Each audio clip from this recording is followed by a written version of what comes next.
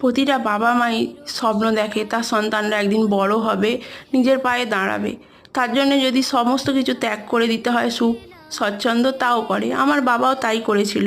বাবা মা দুজনেই প্রচুর পরিশ্রম করে, অনেক কষ্ট করে আমায় মানুষ করেছে, শিক্ষিত করেছে, এমএ বিএড সমস্ত কিছু করিয়েছে, যাতে একটা ভালো চাকরি পাই, নিজের পায়ে দাঁড়াতে পারি, বাবা গর্ব করে বলতে পারে আমার মেয়ে চাকরি করছে। কিন্তু দেখো, তোমরা তো জানোই 5টা বছর হয়ে গেল বাবা চলে গেছে।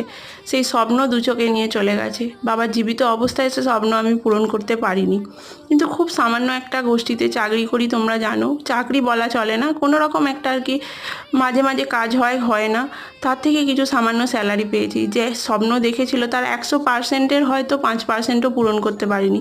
কিন্তু সেই স্যালারি দিয়ে, এই প্রথম মাইনেটা দিয়েই বাবাকে, আমাদের ঠাকুরকে, গুরুদেবকে মিষ্টি মালা নিয়ে এসে দিলাম। আশীর্বাদ করো বাবা, সেই স্বপ্ন যেন আমি খুব শীঘ্রই পূরণ করতে পারি।